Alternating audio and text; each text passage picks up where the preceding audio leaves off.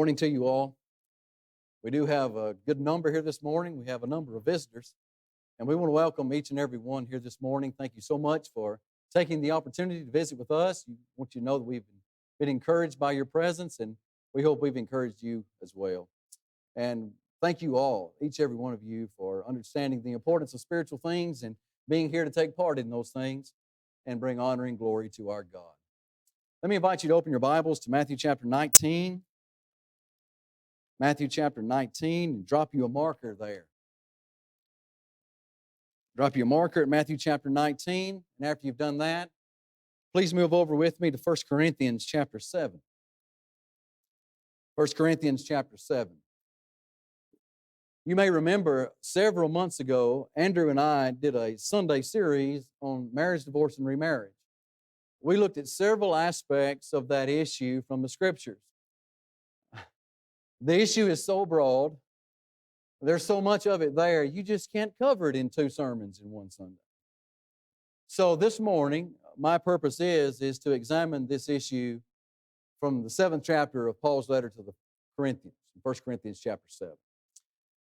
It is my opinion that most of the misunderstanding in regard to marriage, divorce, and remarriage stems from a misunderstanding of this chapter. There are so many things that are promoted today, so many things that are taught, which aren't true, and they all stem from not seeing this chapter in the context that it should be seen in. Actually, it comes from just ignoring the context altogether. And if someone is looking for a loophole, that is, if someone is looking for some way to justify an unlawful marriage, this is usually where they'll go. But when we see this, as we do all other teaching in the New Testament, when it comes to this issue, when you notice the issue in its proper context, the Scriptures explain themselves very clearly. So I hope at the end of this lesson today, you'll have an understanding of the issue from this chapter and an issue and a good understanding of everything the Bible says about this as a whole. 1 Corinthians chapter 7. Let's first of all look at some general contextual observations in regard to this, because if we're going to understand the chapter, we're not going to examine the whole chapter today. We're just going to look at verses 10 through 16. But if we're going to understand any section of the chapter, we must understand, first of all, some contextual observations that are very important to the chapter. Number one is the overall context is seen in verse 26. Look at verse 26 with me of chapter 7. Paul writes here, "I suppose, therefore, that this is good because of the present distress, that it is good for a man to remain as he is." Well, what's the context? What's going on in the background? This is a time of present distress here in the first century in Corinth. It's obviously persecution. Persecution is raining down on these Christians. And because of the persecution, it's affecting all of their relationships, especially their marital relationships. And that's what he deals with in the section that we're going to deal with this morning. So put that in your mind and allow it to stay there. Because answering some of the questions that come up in this chapter are very much answered by what's going on in the context going on in the background. Also, in light of the present distress that's going on, Paul gives some inspired recommendations in regard to that. And you can notice that, first of all, in verse 1. At the end of verse 1, he says, "It is not good for a man to touch a woman." We would all have to understand that it's okay for a man to touch a woman in the proper relationship, in the marriage relationship. So we can't take what he says here in verse 1 and apply that to all life and say, well, Paul said it's not good for a man to touch a woman, so let's don't do that. No, he's talking about in this time of present distress. It's not good for a man and a woman to become so emotionally involved together that eventually it's better for them to marry rather than to burn. And when they marry, this time of persecution is going to be worse if you've got a wife or a husband, and maybe even possibility kids that come after that. It's difficult enough for a single person, much less a married individual. So that's his inspired recommendation in light of the context. And he gives several of those in regard to different issues that come up. But also understand within this chapter are perpetual commandments of the Lord, as you see in verse 2. Nevertheless, because of sexual immorality, Let each man have his own wife, and let each woman have her own husband. Friends, that never changes. That's going to be true in every age. That each man needs to have his own wife, and each woman needs to have her own husband. So you see there, the Lord condemns polygamy. I can't have another wife. I just need to have my wife, the one that belongs to me. You don't need to have another husband, but the one that belongs to you. That's the only one that I need and the only one that you need. And that's always going to be true. Also notice that this chapter is an answer to questions that the Corinthians had asked Paul. And he reveals that in the very first words of the chapter. Now, concerning the things of which you wrote to me. The Corinthians are writing to Paul and they're asking him some questions. We're going through a very stressful time. There's a lot of things that have changed in our lives because of who we've become. We've now become Christians. We're children of God. This stress level in the background is putting some pressure on our family relationships. We've got some questions. Questions like this. Should a Christian man married to a non-Christian woman sever that relationship? In the same way, should a Christian woman married to a non-Christian man sever that relationship? Other questions would be, are Christians defiled by this relationship as they were in the Old Testament? Or maybe, is a Christian guilty of sin if my non-Christian spouse leaves? Do you see why these questions may come up? You've got now a person who's become a Christian, already married, but their spouse isn't a Christian. And now, not only on top of being a Christian, you've got pressure now being put on the Christian by this persecution from the outside. And can you imagine what that's doing to the home? And now maybe the pressure's become so strong that the Christian's asking themselves, well, do I just need maybe put them away and divorce them now because of who I am and who they're not? Do I need to do that? I just don't want to see them have to go through this with me. Or it could be, we know for a fact from Paul's letters here, that there is a Judaizing influence among the church at Corinth. And it could be that some of these Judaizers have came to them and said, well, let me just smack you with an Ezra scroll.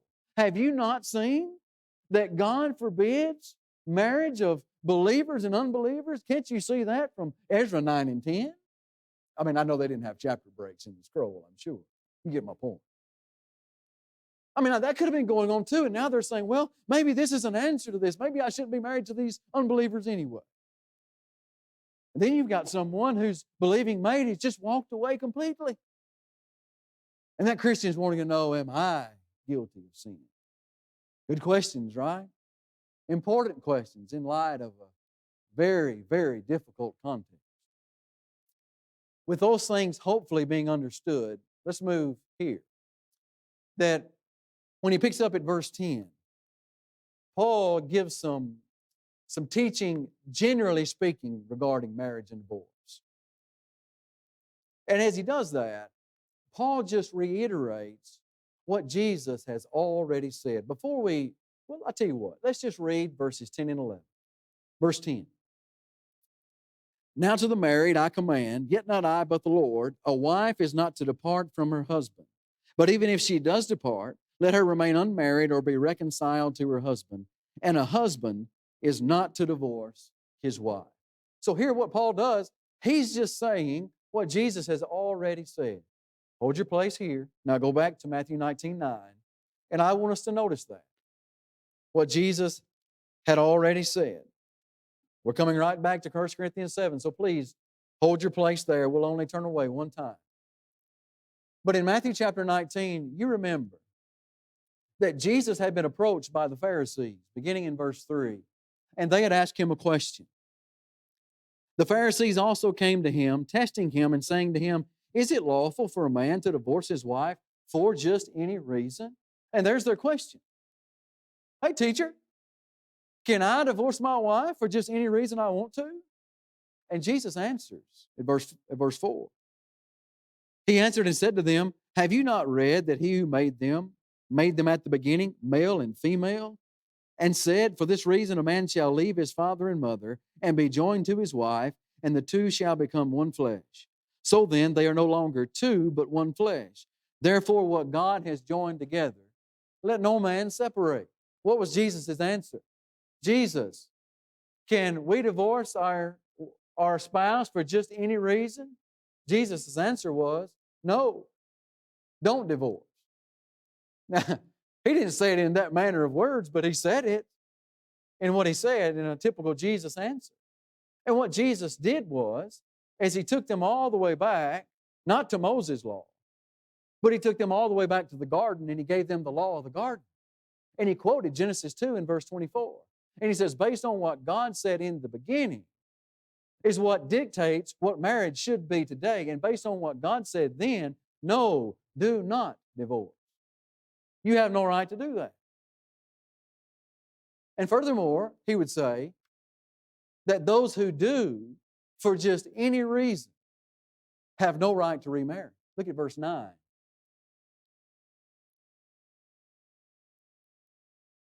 And I say to you, whoever divorces his wife, except for sexual immorality, and marries another, commits adultery.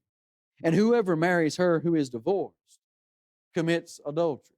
So Jesus says, if you just take away the exception clause here in the statement, Jesus says, whoever divorces commits adultery when they remarry. That's his point. If you divorce your spouse for some other reason than sexual immorality or fornication, you commit adultery when you remarry. That's just what Jesus said. And anyone who remarries in a case other than sexual immorality, and that is that you must be the innocent party who has put someone away because of their sexual immorality. That's the only reason that divorce can take place and remarriage can occur. There's nothing else besides that. And I think that, when you read Jesus, Jesus is very clear on this.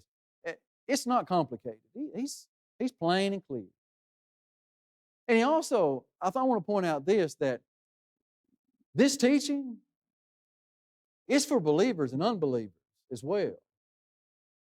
There are people who want to argue that when Jesus gives this teaching in Matthew 19:9, that he's only speaking to Christians. I have a hard time processing that. You know why? Because there's not a Christian in existence when Jesus speaks these words. There's not one Christian standing in front of him.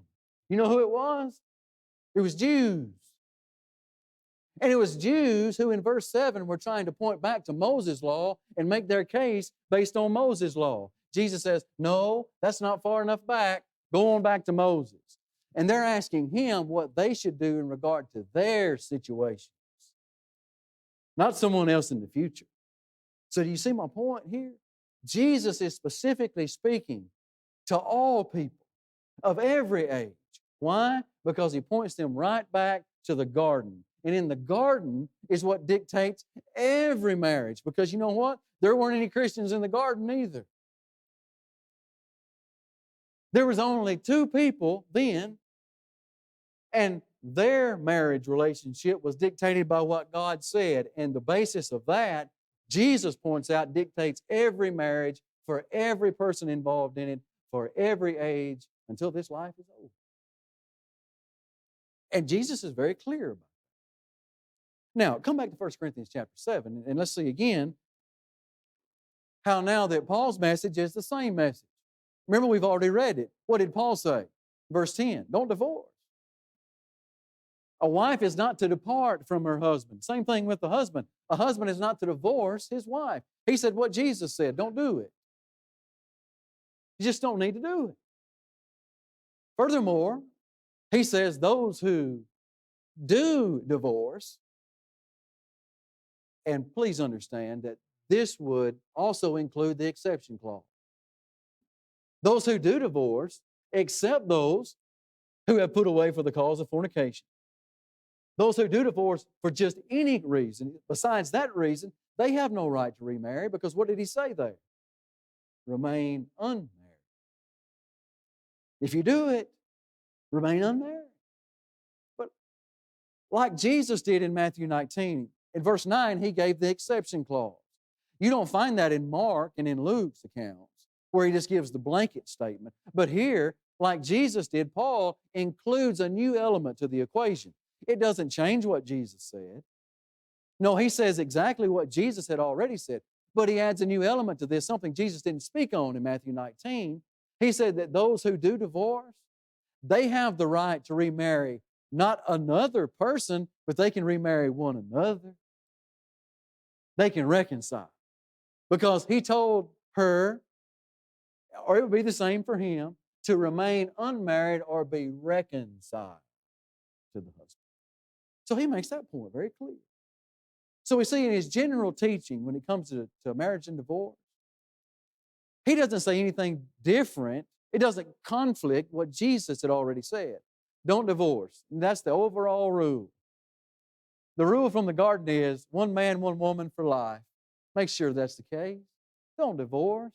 If you do, and it's for something else other than sexual immorality, then you need to remain unmarried or be reconciled to the spouse that you're already bound to. That's his general teaching. But then he moves to verse 12 and he deals with some very specific teaching on the matter. Look at verse 12 with me. But to the rest I, not the Lord, say, if any brother has a wife who does not believe, and she is willing to live with him, let him not divorce her. And a woman who has a husband who does not believe, if he is willing to live with her, let her not divorce him. For the unbelieving husband is sanctified by the wife, and the unbelieving wife is sanctified by the husband. Otherwise, your children would be unclean, but now they are holy. Let me point out again. There are some who think that in verses 10 and 11, that Jesus, or that Paul, was speaking directly to Christian and Christian relationships. Christian husband, Christian wife, Christian husband. But in verse 12 now, he shifts and he deals only now with the believer and unbeliever relationship. But that can't be true, remember? Because what Paul dealt with in verses 10 and 11 was exactly what Jesus dealt with in Matthew 19. And Jesus wasn't just speaking to Christians in Matthew 19. He was speaking to all people in every age, in every place. And I find it humorous. But some people will point to verse 12 and the phrase, but to the rest, I, not the Lord, say. And they'll say, well, you see, Paul is using that. And in that, he's saying, this isn't Jesus' teaching, because Jesus didn't teach believer and unbeliever. That's back in Matthew 19:9, Christian on Christian. Well, if that's true, based on that phrase, then you'd have to go back up to verse 10, where it says, now to the married, I command, yet not I, but the Lord. If the I, not the Lord, in verse 12 means that Jesus didn't address believer and unbeliever, then the yet not I, but the Lord in verse 10 means that Paul didn't address believer on believer relationships.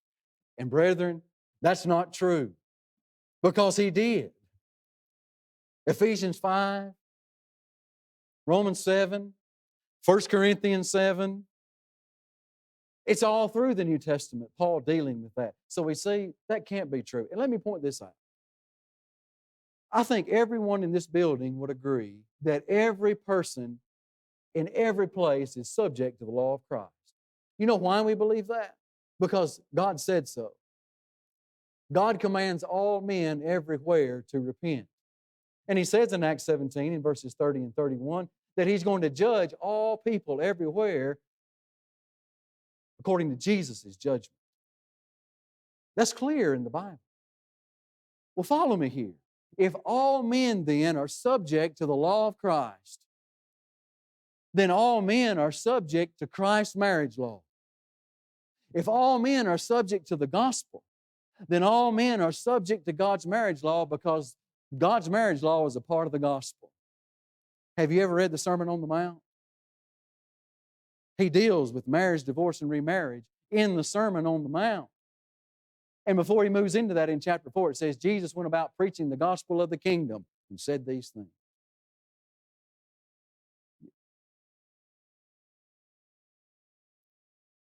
The people who are being addressed here at verse 12 are being addressed in a different relationship. They're being addressed in a Christian and a non-Christian relationship. But that doesn't mean that Paul is speaking something that's new or speaking something that Jesus didn't speak to. It is true that Paul is speaking something here that Jesus didn't address during His earthly ministry. But now Jesus is addressing this issue through the pen of the inspired apostle. Who did the apostles speak for? They were ambassadors of Jesus Christ. They didn't speak on their own, no more did Jesus speak on His own. But He spake everything the Father wanted Him to speak, and so did His apostles in regard to His will. So that's what Paul's doing here. He's addressing this for Jesus, though it's not something Jesus spoke while He was on earth. And what does he say? Well, the issue is, I've got a believer, or I'm a believer, and I've got a spouse that's not a believer. And this persecution, remember that persecution in the background? It's weighing down on us. Oh, and it's putting pressure on our home. What do I do? Do I need to put away this person? No, he says that you don't have to do that. He says if your unbelieving spouse, we've already read it, if your unbelieving spouse is willing to stay with you, then you stay with them. You do that. And he also goes on to say that the marriage and the subsequent children of that marriage, they're legitimate. It's okay. So he's answered all those questions. Do I need to put my spouse away? I'm afraid they're getting sucked into this persecution thing, and you know what? They're not willing to be a part of it. Or they haven't made this choice to be a Christian, and now they're getting beat down by this. Is my marriage unlawful like those Old Testament marriages? He says, no. It's fine. If your unbelieving spouse will remain with you, then you remain with them. And we'll get to later on why that's so important. But there's a greater issue. And that's verse 15.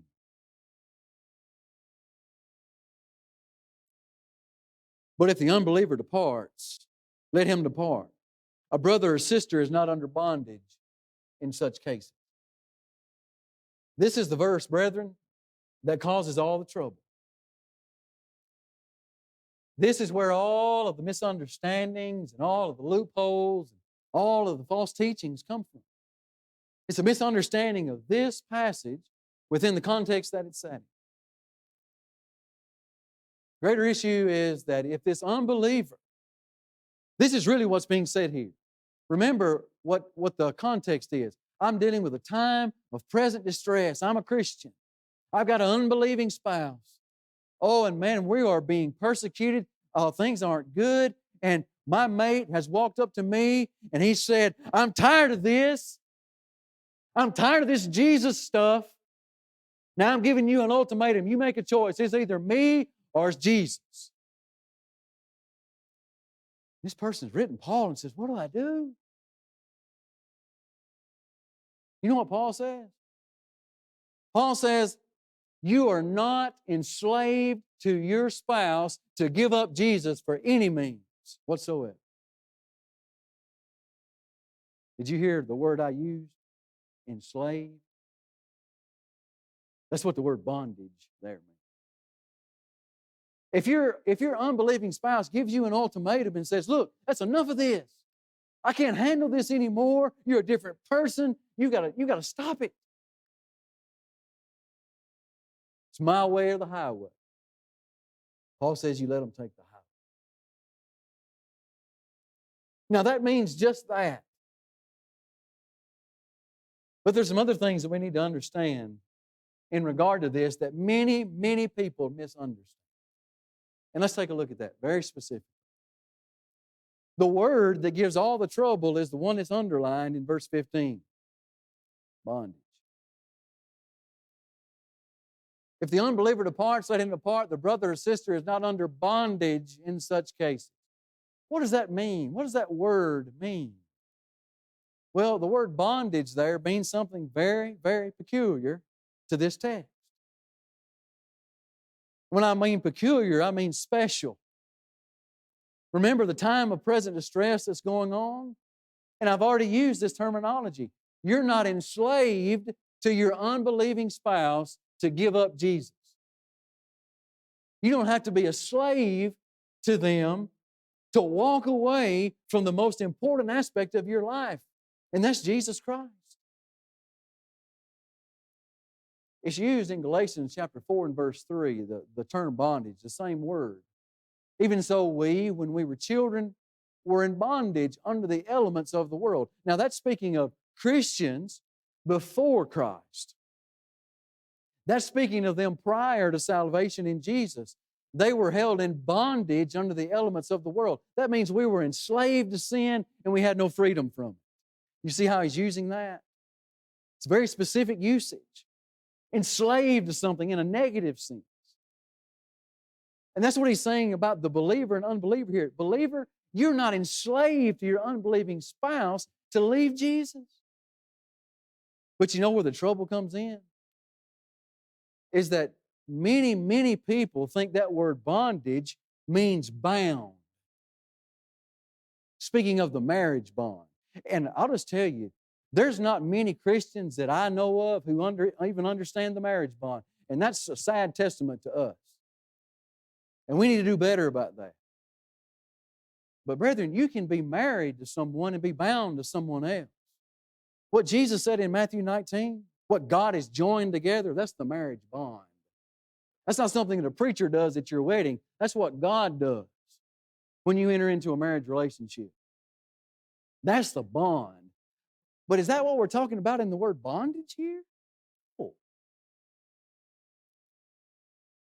There has never been the idea of enslavement to a spouse spoken of in the Bible about marriage. It's not an idea of marriage is an idea of slavery. You're not enslaved to your husband or to your wife. God never speaks of marriage in that way. Not in a positive sense. Not in the bond, the sense of the bond. But you know, he does use the word bound, speaking of the marriage bond in this chapter, and it's in verse 39. A wife is bound by the law as long as her husband lives. But if her husband dies, she is free to marry another only in the Lord. There's the word bound. That word there is a totally different word than the word bondage. Paul used two different words in verse 15 and in verse 39, and they both mean something very different. The word bound means to bind or to put under obligation. It's exactly what Jesus was talking about when he made that statement. So then they are no longer two, but one flesh. Therefore, what God has joined together, what God has bound, let no man separate. Do we all see how those are two very different words used in two very different ways in a chapter? He is not talking about the marriage bond at verse 15. He's talking about you being enslaved to someone to carry out their own purposes. Just like we're enslaved to sin to carry out its purpose. But at verse 39, he's talking about something totally different. So it's a wrong idea to say that you can use verse 15 to justify an unlawful marriage, saying that it's justified by verse 15. Why is that? Well, it's because of what we've already said. The believer isn't under bondage to give up Jesus for their unbelieving spouse, but at the same time, remarriage to another isn't an option. There's nothing in this passage that talks about remarriage at all. Remember, you've got to stay with your context. Listen to me. If you don't leave with anything, I hope you leave with the idea that we need to explain biblical issues within their context. You can't argue verse 15 outside of a context that's already said, if you divorce for some other reason other than fornication, then don't remarry. You can't do that, but you can be reconciled. Who's the only person that this believer may remarry in the future? It's that person who walked away before. That's the only person. Why was this person given up? Let me ask you this question. Did this believer in this situation, did this believer put their mate away for the cause of fornication? No. The mate left because he didn't want to put up with this Jesus stuff anymore. Does that give them the right to remarry based on verse 15? No, it doesn't. Actually, biblically speaking, that's foolish.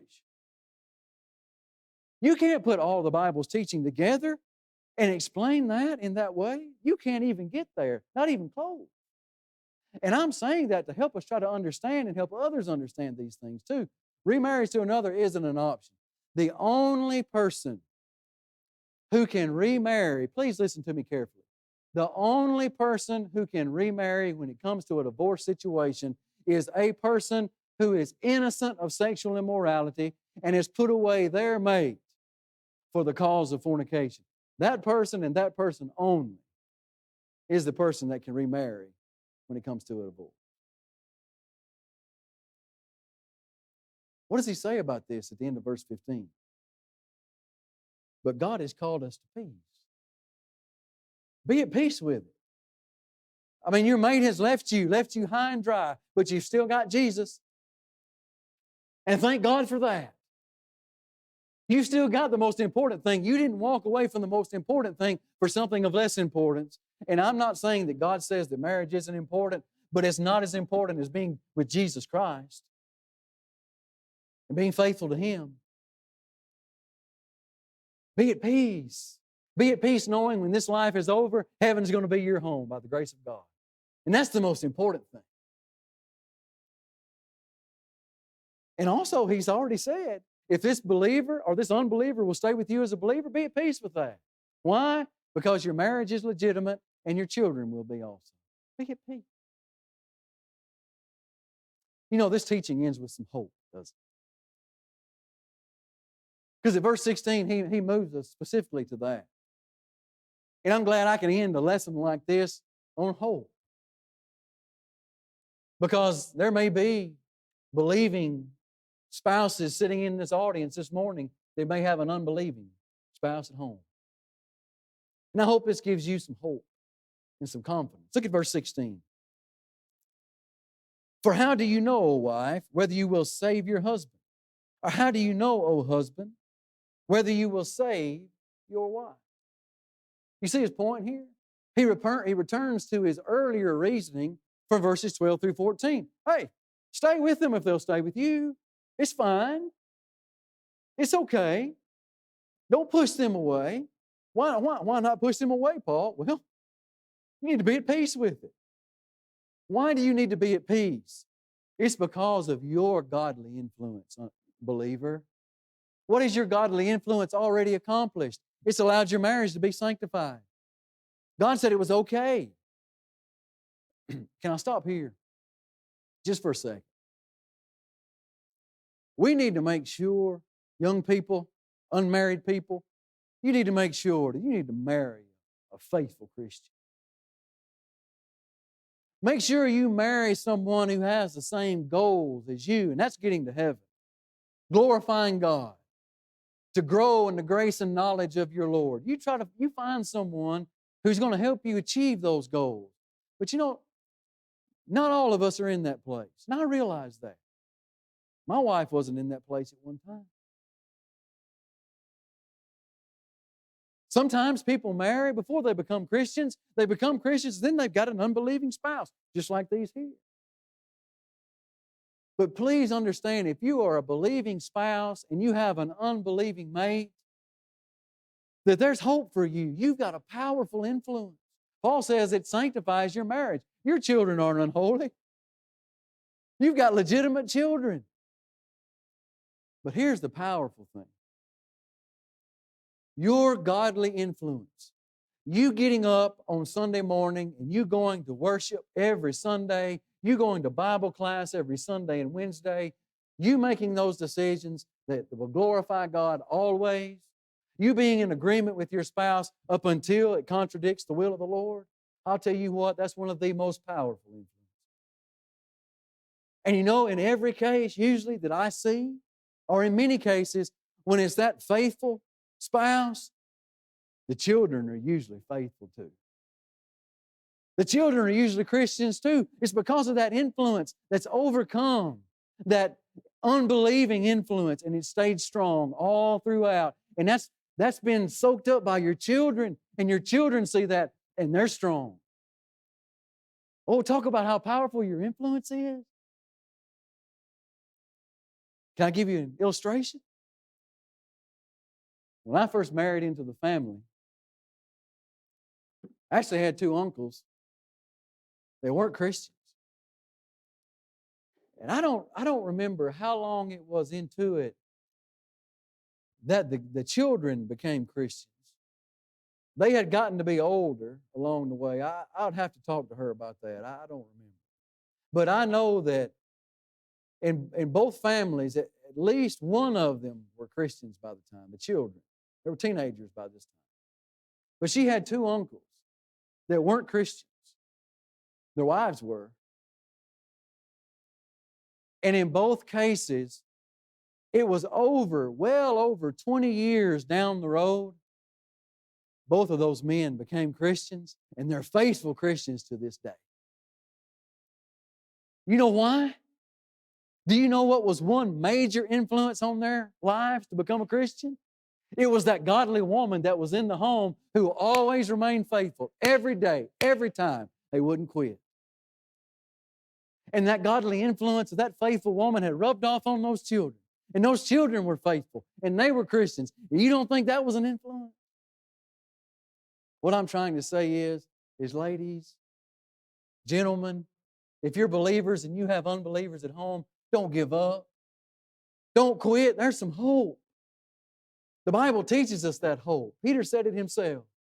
In the same way, you wives, be submissive to your own husbands, that if any of them are disobedient to the word, they may be won without a word by the behavior of their wives, as they observe your chaste and respectful behavior. What a powerful influence. An unbeliever can be influenced very much so by a believing spouse. And I encourage you, keep the faith. I'm glad I can end the lesson on marriage, divorce, and remarriage with some hope to some people. There's hope in everything. There's hope in always doing God's will. And I hope that I've helped you come to a better understanding of some things in regard to this issue, what can be a very misunderstood issue. And if you have any questions, as always, you feel free to ask me anytime, or Andrew as well. We extend the Lord's invitation at this time to those who may be here who may not be Christians. You may understand that you do need Jesus in your life, but you just haven't made that decision yet. Why not? What's holding you back? Do you need to discuss that with someone? We'd be glad to do that. But if you've come to your senses this morning and you understand that you need Jesus in your life, why not obey the gospel this morning? By faith, through repentance and baptism, you can have your sins washed away. We'll be glad to help you do that. And if you're here this morning and you just need to make something right with God, we stand willing and ready to help you. Won't you please come while we stand and we sing? I want to be a soul winner for Jesus every day. He does so much for